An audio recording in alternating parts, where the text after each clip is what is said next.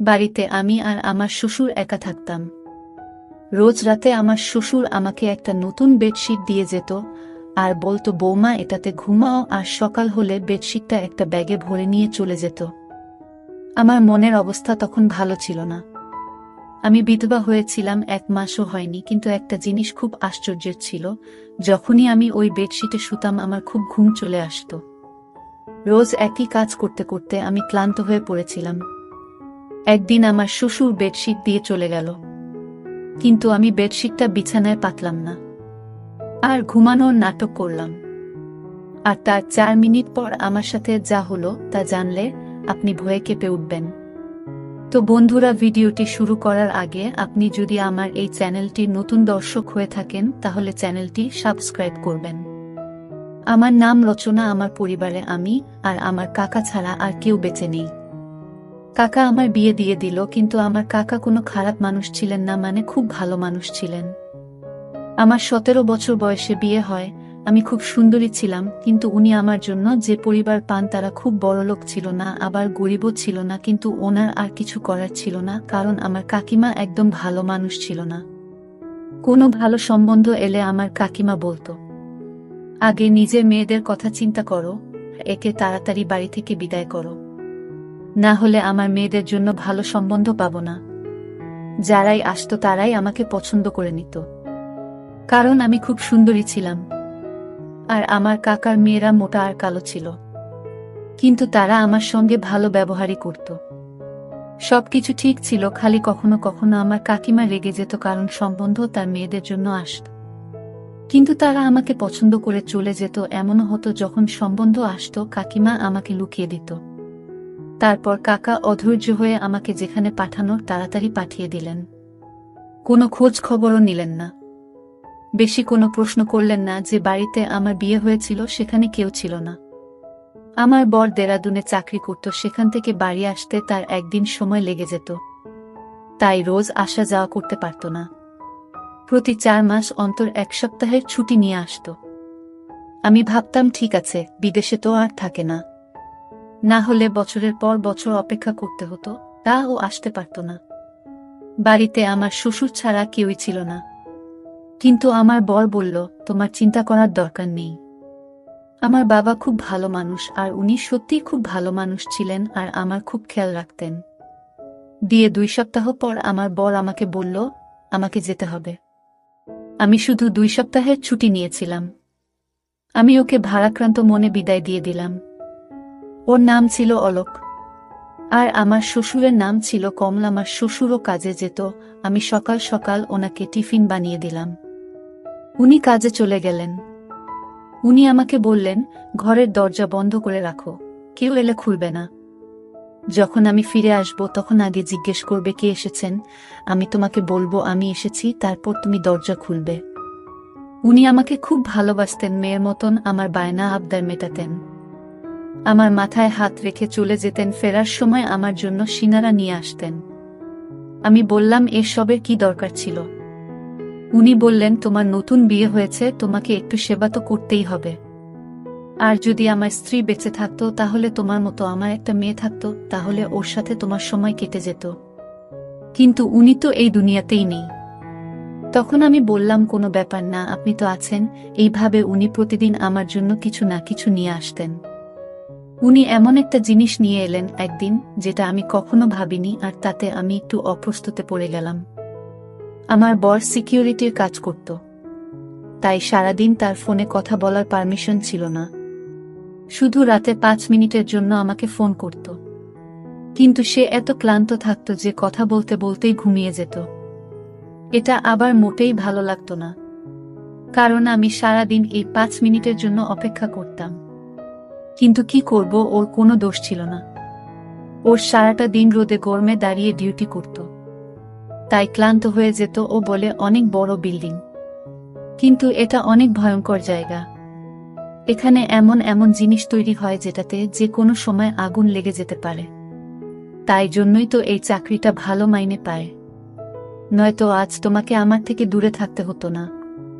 একদিন খুব খারাপ খবর এলো, আমার বর এই পৃথিবী ছেড়ে চলে গেছে। যে বিল্ডিংটার সামনে কাজ করত সেই বিল্ডিংটায় আগুন লেগে যায়। আর তাতে আমার বর মারা যায়, এটা আমার কাছে খুব বড় শক ছিল। আমি বিয়ের 2 মাস পরেই বিধবা হয়ে গেলাম। আমার কাকা আমাকে বলল ফিরে চল, কিন্তু কাকিমা চেঁচামেচি করল, বলল এ তো বিয়ের 2 মাস পরেই বিধবা হয়ে গেছে, এ একটা অপিয়া, এর কালো ছায়া আমার মেয়েদের উপর পড়ে যাবে। এই যতদিন আমাদের বাড়িতে ছিল ততদিন কোনো কিছু ভালো হয়নি। যেদিন গেছে সেদিন আমাদের ঘরে একটু সুখ শান্তি এসেছে, আমি ওকে ঘরে ঢুকতে দেব না। বাধ্য হয়ে আমি সিদ্ধান্ত নিলাম আমি শ্বশুর বাড়িতেই থাকব।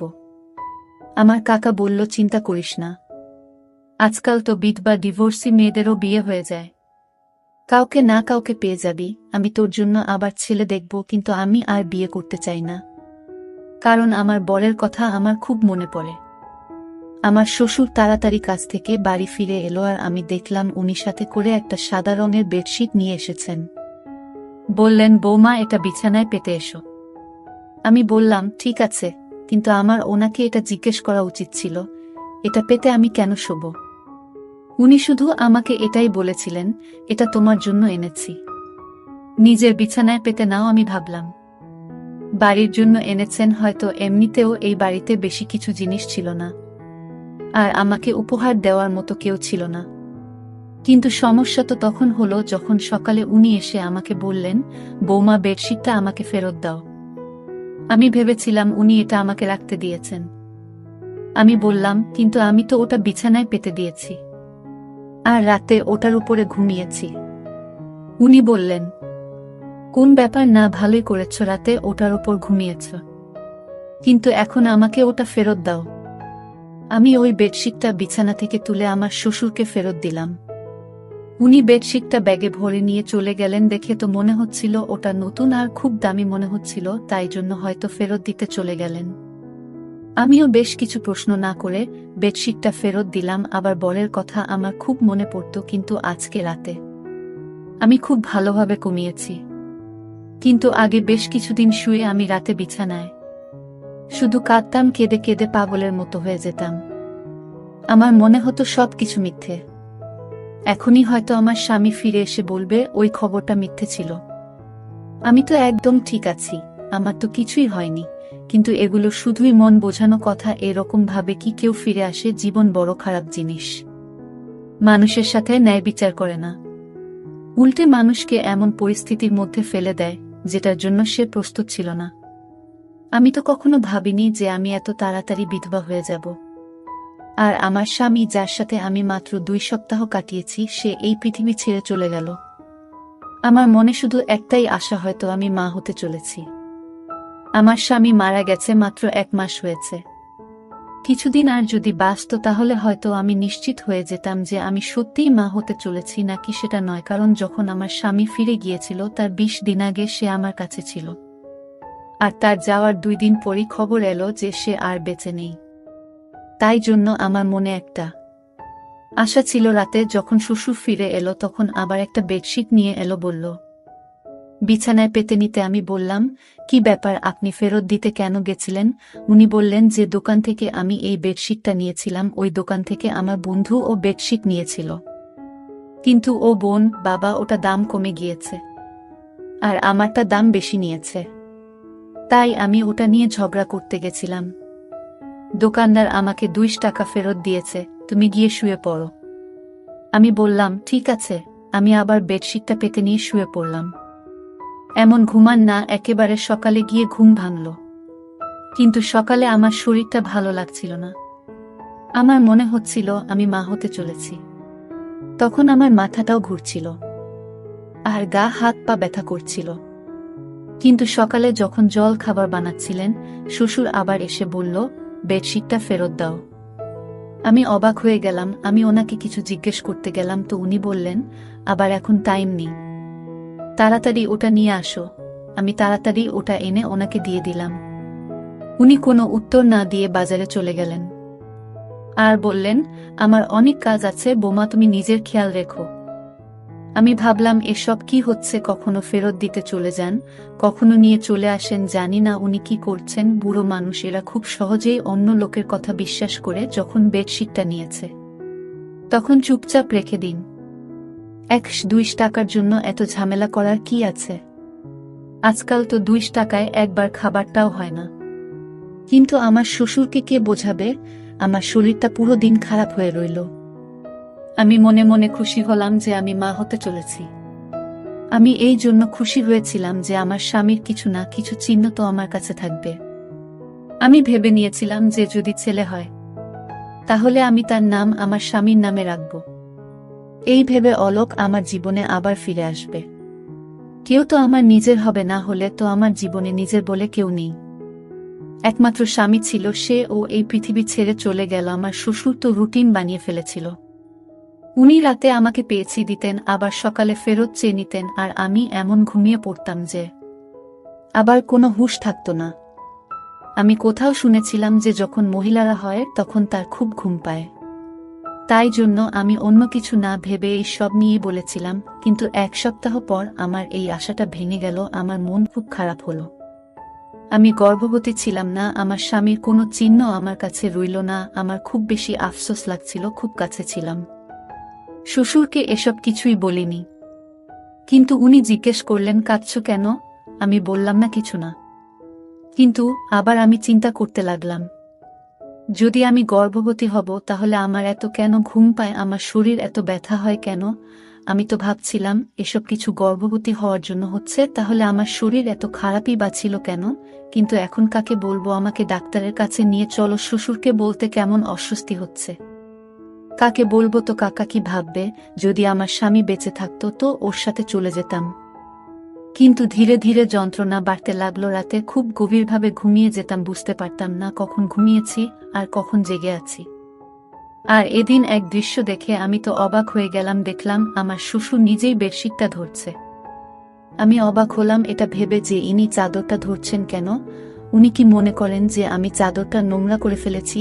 তাই যদি মনে করে তাহলে আমাকে বললেই পারতেন, আমি নিজে ধুয়ে দিতাম। কিন্তু তিনি চাদরটা নিয়ে কি কাজ করছেন?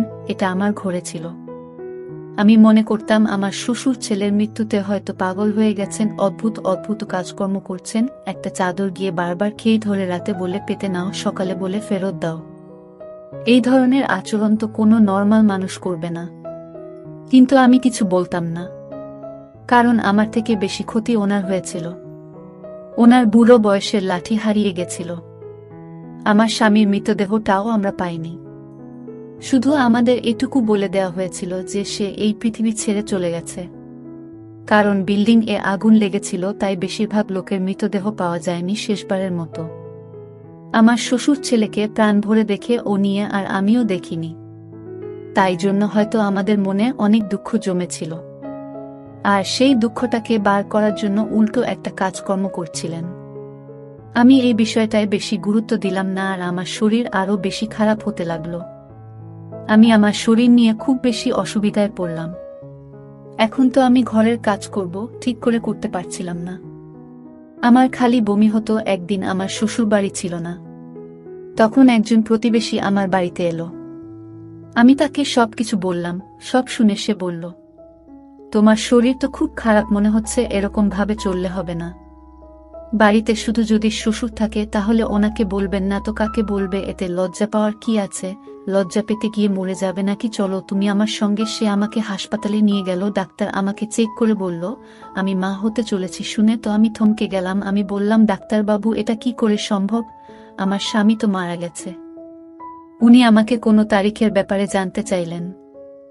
আমি ওনাকে সবকিছু বললাম। আমি ওনাকে বললাম, হ্যাঁ আমারও আগে মনে হতো এমনটা, কিন্তু সেটাও তো প্রায় 1 মাস হয়ে গেছে। আমার স্বামী 2 মাস আগে আমাদের ছেড়ে চলে গেছে। কিন্তু ডাক্তার বলল কখনো কখনো এরকমটাও হয়, হয়তো আপনার সাথেও এমনটাই হয়েছে। মহিলার শরীরে কোনো লক্ষণ দেখা দেয় না, কিন্তু তবুও সে গর্ভবতী হয়। আমি তো কিছুই বুঝতে পারছিলাম না।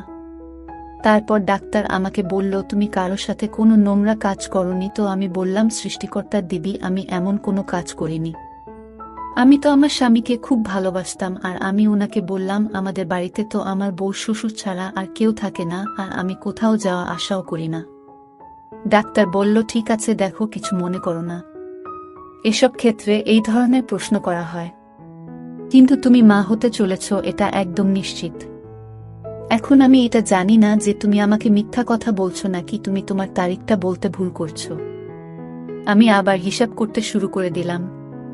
কিন্তু আমার হিসাব মতো এই বাচ্চাটা আমার স্বামীর ছিল না। আমি ডাক্তারকে মিথ্যা বলে দিলাম, কারণ ডাক্তার হয়তো আমার বদনাম করে দেবে। আমার সঙ্গে আমার পাড়ার মহিলা ছিল, সে বলেছিল সে প্রায় এই ডাক্তারের কাছে আসে, এখন তো সে বাইরে বসেছিল। কিন্তু না জানি যদি কালকে আমার ব্যাপারে কিছু জিজ্ঞেস করে নেয় তাহলে কি হবে। আমি বললাম, আপনি ঠিক বলেছেন, আমি তারিখ গুনতে ভুল করেছি।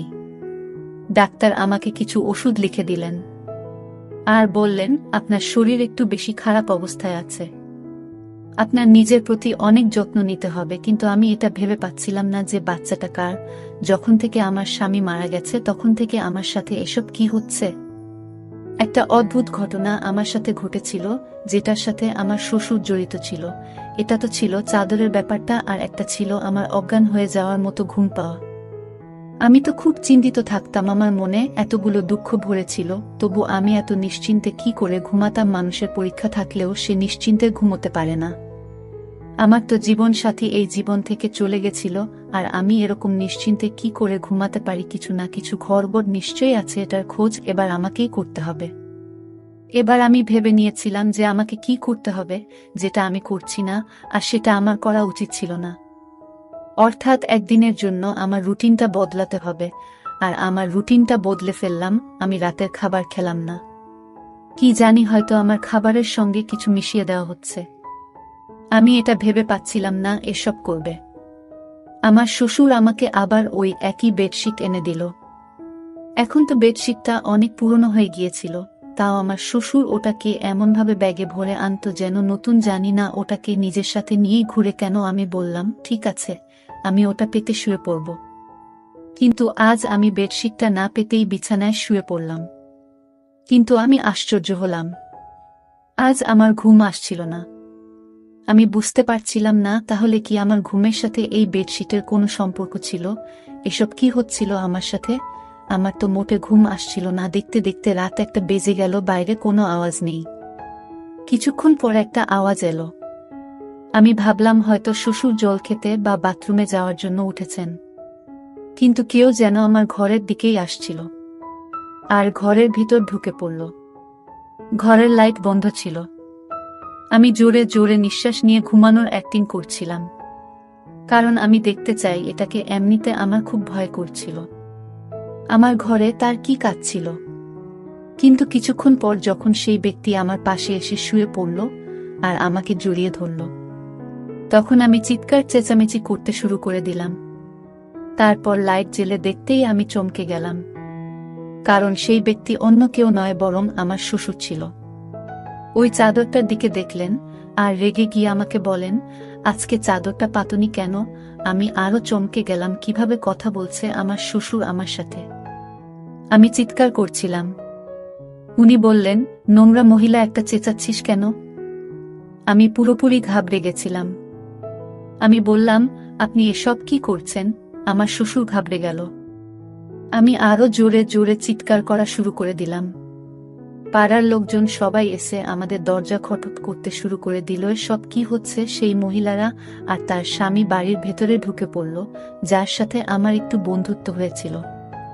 আমি ওদের চিৎকার করে শুধু এটুকু বললাম, পুলিশকে ডাকো, ইনি আমার ইজ্জতের উপর হামলা করেছেন। ওরা তো হকচকিয়ে গেল। সারা পাড়ার লোক জড়ো হয়ে গিয়েছিল। পাড়ার লোকেরা সবসময় বিরক্ত থাকত। তারা চোর বা এই ধরনের অপরাধী পেলে তাকে মেরে মেরে তার উপর সব রাগ উগরে দিত। আমার শ্বশুরকেও ওরা ঘিরে ফেলেছিল। তারা বলেছিল, এই পাড়ায় সবাই ভদ্রলোক থাকে, আপনি আপনার বৌমার সাথে এসব কি করছেন। তাছাড়া আমি ওই মহিলাকে আগেই বলেছিলাম আমি মা হতে চলেছি, আর আমি জানি না এই বাচ্চাটাকে। আর আমার শ্বশুর এবার মুখ খুললেন। উনি বললেন, উনি চাদরে ঘুমের ওষুধ মিশিয়ে নিয়ে আসতেন। যখন ওষুধটা আমার নিঃশ্বাসে যেত তখন আমি অজ্ঞান হয়ে যেতাম। আর উনি রোজ আমার ইজ্জতের উপর হামলা করতেন। যবে থেকে আমার স্বামী মারা গেছে তবে থেকে উনি আমার সাথে এটা করছেন। আর এই বাচ্চাটা, উনার সবাই নিজের কানে হাত দিয়ে ছিছি করতে লাগলো। কেউ কেউ বলল, এই ব্যক্তিকে পাড়া থেকে বের করে দাও। কিন্তু আমি আওয়াজ উঠালাম। আমার কাকাকে ও ডাকলাম। আমি বললাম, আমি আত্মহত্যা করব। যদি এই ব্যক্তির শাস্তি না পায় যে কিনা আমার উপর হামলা করেছে, আমি তো এটা নিজে বাবা মনে করতাম। আমার কাকা বলল, এবার তোমার কাকিমা যাই বলুক, পুরো দুনিয়া তোমার বিপরীতে চলে গেলেও আমি তোমাকে আর কিছুতেই এখানে থাকতে দেব না। আমার শ্বশুরকে পুলিশ নিয়ে গেল, আমি আমার কাকার বাড়ি চলে গেলাম। কিন্তু আমি সবসময় টেনশনে থাকতাম, এটা আমার কি হয়ে গেল? আমি তো জীবনে কোনো অসৎ কাজ করিনি, কিন্তু আমার ভাগ্য কেন এরকম হলো? এখন আমার পেটের বাচ্চাটা আমার কাছে নিজের উপর অভিশাপ বলে মনে হচ্ছিল।